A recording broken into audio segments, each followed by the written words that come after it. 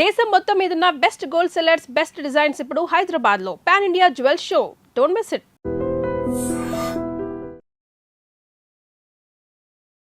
But her death అది ఒక పెద్ద షాక్ అండి. అంటే షాక్ అంటే ఆవిడకి హెల్త్ బాగాలేదా, లేకపోతే was it sudden death? Sudden death. అంటే తనకి యాక్చువల్ ఈ సైడ్ డిసీజ్ అనేది ఎప్పుడు లేదు. అంటే కొన్ని లైఫ్లో అన్ఎక్స్పెక్టెడ్ మూమెంట్స్ అనేటివి అదేనేమో. February 27th నేను అబుదాబి వెళ్ళాను డీజే షూటింగ్కి.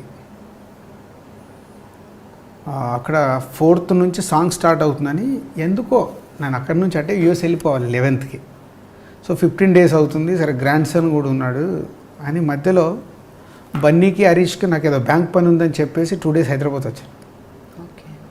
5th and 6th, March 5th and 6th. 6th రోజు సాధారణంగా నేను ఎటు బయటికి వెళ్తున్నప్పుడు లేట్ నైట్స్ సెండ్ ఆఫ్ ఇవ్వదు నాకు.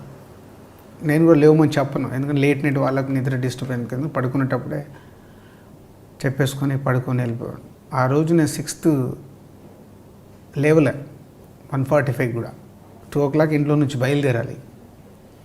గ్రాండ్ సన్ ఉన్నాడని వాళ్ళు కింద బెడ్రూమ్లో పడుకున్నారు, నేను పైన బెడ్రూమ్లో పడుకున్నాను. డ్రైవర్ని పంపించి తనే లేపి నేను రెడీ అయ్యి వస్తుంటే హాల్లో కూర్చున్నాను. బయట వరకు వచ్చి సెండ్ ఆఫ్ ఇచ్చి March 6th. ఫస్ట్ టైం నా లైఫ్లో. Maybe God is design. 5th, 6th నేను రావాల్సింది లేకుండే వచ్చాను. వచ్చిన తర్వాత ఆల్ మూమెంట్స్ ఆ 2 days వేరే వర్క్ లేదు, ఇంట్లోనే టైం స్పెండ్ చేశాను. 6th రోజు ఈవినింగ్ గ్రాండ్ సన్ని తీసుకొని మేము ఇద్దరం కార్లో వెళ్ళాం. అలా వెళ్ళాం రౌండ్ అని. నేను ఇంటికి రాగానే వాడు బయట ఆడుతున్నాడు, తీసుకొని వెళ్ళాం. సో 6th వెళ్ళిన తర్వాత 10th అబుదాబిలో నేను ఫ్లైట్ తీసుకునే ముందు కూడా ఫోన్ చేసి మాట్లాడాను. ల్యాండ్ అయ్యాక ఆ రోజు 11th ఇన్సిడెంట్ జరిగిన రోజు మార్నింగ్ 7 o'clock నేను ఫోన్ మాట్లాడాను అక్కడ దిగాను. ఇండియన్ టైం 6:55 వచ్చాక తన ఫోన్ ఇప్పుడు అలాగే పెట్టుకున్నాను తన ఫోన్. సో March 11th నా కాల్, తర్వాత నా డాటర్ కాల్, ఆ 2 కాల్స్ ఉన్నాయి ఆ రోజు. తర్వాత ఏ కాల్స్ అన్ని missed calls. So she's what happened. ఆ రోజు 11th రోజు తను 10th రోజు ఇంట్లో గెట్ టుగెదర్ పెట్టుకుందంట వాళ్ళ మామయ్యలు వాళ్ళందరినీ పిలుచుకొని. షీజ్ 11th చిన్న లూజ్ మోషన్ స్టార్ట్ అయితే రెగ్యులర్గా తనకు కొంచెం టెన్షన్ పడే మనస్తత్వం, దానివల్ల అవుతున్నాయేమో అనుకుంటే కొన్ని మోషన్స్ ఎక్కుంటే అవి మెడిసిన్ ఇచ్చారు. 11 o'clock మా సన్నీలా కూడా వచ్చేసి హాస్పిటల్కి వెళ్దామంటే అప్పుడు ఫ్రెష్ అప్ అయ్యి కొంచెం లిక్విడ్స్ అవి తీసుకొని కొంచెం నార్మల్గానే వీళ్ళు రిలాక్స్ అయిపోయారు. నార్మల్ అయిపోయాక తగ్గిపోయింది. మా గ్రాండ్ సన్తో మళ్ళీ కూర్చోబెట్టుకొని ఆడుకుంది 1 hour, 11:30 to 12:30. తర్వాత పడుకుంటానని తిని కిచిడి లాంటిది కూడా వాళ్ళ మదర్ ఫాదర్ కూడా అంతకుముందు రోజు వచ్చారు. ఆ డిన్నర్ ఉందంటే వాళ్ళు కూడా వచ్చారు. So everyone at home except me. So 3 o'clock వాష్రూమ్కి వెళ్ళేసి వచ్చి సడన్గా కొలాప్స్. సో అప్పటికి వీళ్ళకి డౌట్ వచ్చి టక్గా హాస్పిటల్ తీసుకురా. కానీ లూజ్ మోషన్స్ వల్ల మేబీ డిహైడ్రేషన్ అయ్యి షీస్ హార్ట్ కార్డియాక్ అరెస్ట్. అసలు ఇంతకుముందు ఎప్పుడు కూడా 6 months బ్యాకే మేమిద్దరము కేరళలో పాల్కాడ్ వెళ్ళాం. పాల్కాడ్ వెళ్ళినప్పుడు కూడా అక్కడికి వెళ్ళకముందు వాళ్ళన్నీ టెస్ట్లు చేయించుకొని రమ్మంటారు. అన్ని టెస్టులు చేయించాం లాస్ట్ ఇయర్ August. అప్పుడు ఏంటంటే నాకు షోల్డర్ పెయిన్ వచ్చింది. ఆస్ట్రేలియా ట్రిప్ వెళ్తే షోల్డర్ పెయిన్ వస్తే నా గురించి వెళ్ళాం. సరే నేను ఒక్కరిని ఎందుకని ఇద్దరం వెళ్ళాం. సో 1 week అదే మేమిద్దరం కలిసి ఉన్న major time, full time 1 week ఇద్దరం కలిసి ఉన్నాం. కానీ రాజు గారు, కళ్యాణ్ గారు అడపాదడప ఇంక ఇది లాస్ట్ సినిమా, ఇంకో 2 సినిమాలు తీస్తాను ఇలా అంటూ ఉంటారు. అప్పుడల్లా మీకు కొంచెం గుండెలో రైలు పడగడతాయో? అంటే ఇది ఇప్పుడు నేను నమ్మేది ఏదైనా ఇప్పుడు జరగాల్సింది ఉందనుకోండి, మా కాంబినేషన్ 100% జరుగుతుంది. అది నా సంకల్పం, నేను దాన్ని నమ్ముతాను. దానికోసం వెయిట్ చేయాల్సింది, ఏదైనా టైం రావాలి. సో ఏది మన చేతిలో ఉండదు, మనం ప్రయత్నం చేసేవాళ్ళమే. మన ప్రయత్నం సక్సెస్ అయితే ఆ రోజు జరుగుద్దని నమ్ముతున్నాను నేను. రాజుగారు మీరు పెద్ద పెద్ద డైరెక్టర్లు, పెద్ద యాక్టర్లు అంటే చిరంజీవి, నాగార్జున, బాలకృష్ణ అలాంటి వాళ్ళతో సినిమాలు ఇంతవరకు తీయలేదు. అంటే మీరు నెక్స్ట్ జనరేషన్ అందరితో తీసేశారు ఆల్మోస్ట్ ఎక్సెప్ట్ పవన్ కళ్యాణ్ గారు. బట్ ద ఫస్ట్ జనరేషన్ ఉంది కదండి, వాళ్ళతో మీరు సినిమాలు ఇంకా చేయలేదు. అవి ఎప్పుడు వాటి కూడా సంకల్పించారా లేదా?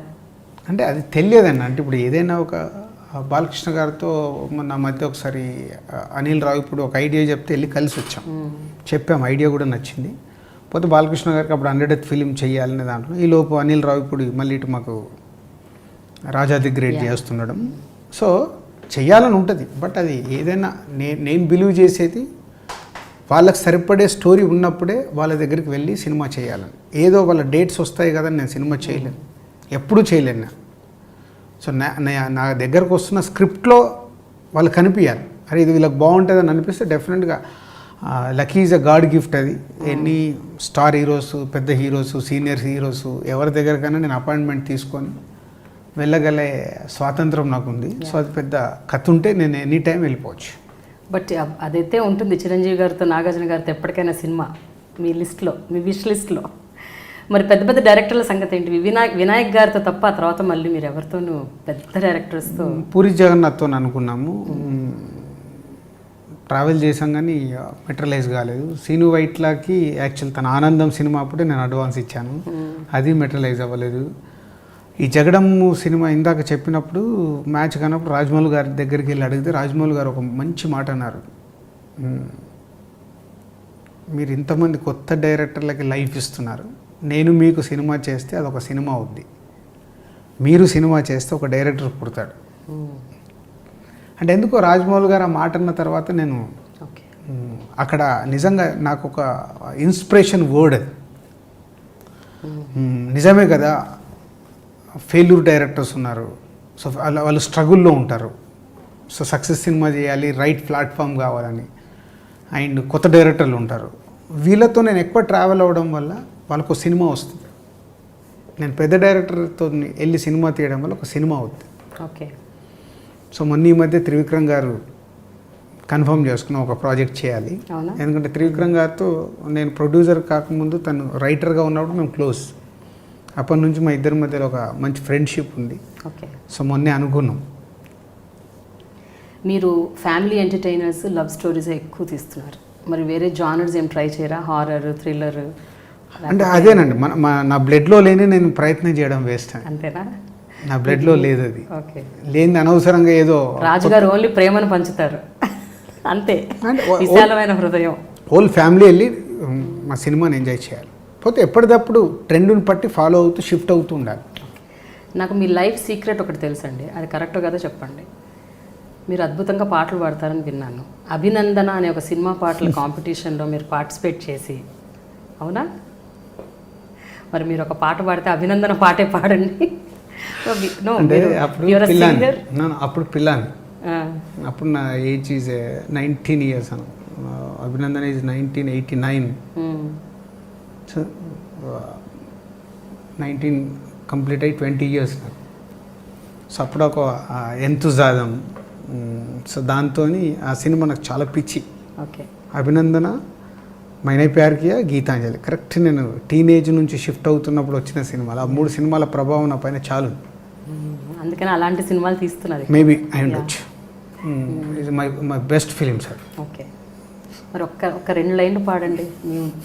అసలు అంటే మీరు సింగింగ్ కాంపిటీషన్కి వెళ్ళారంటే I'm sure you must be a great singer. అది 30 years. ఏదైనా మామూలు పాడుకోవడం కాదు కదండి, కాంపిటీషన్కి వెళ్ళి పాడారు. ఒక్క 2 లైన్లు అయితే పాడాలి రాజుగారు, మీరు వదిలిపెట్టేదే లేదు. ఒక్క 2 లైన్లు మీరు పాడాల్సిందే. అప్పుడు పాడిన పాటనేనా? I'm just taking you to the memories. ప్రేమ ఎంత మధురం, ప్రియురాలు అంత కఠినం, ప్రేమించుటేనా నా నేరము. ఈ సాంగ్ పాడు. ఈ పాట పాడారా? వచ్చిందా? ప్రైజ్ రాలేదా? రాలా, తెలియదు కదా. అంటే మనకు ఏదో పాడాలని షోక్తో పాడాను. హరీష్ శంకర్ గారు కోట శ్రీనివాసరావు గారితో పాట పాడించారు. మరి డీజేలో మీరు ఎందుకు పాడలేదు? పాట పాడాలి. జోష్లో పాడించాడు వాసువరం, అప్పుడే చెప్పా ఇదే ఫస్ట్ ఇదే లాస్ట్ అని. అంతేనా? Okay, thank you so much Raju garu. మీ దువ్వాడ జగన్నాథం బ్లాక్ బస్టర్ కావాలి. మీ 25th film should be really really big hit and more films to go and you should be Thank you. One of the most successful producers Thank you. Even further. Thank you.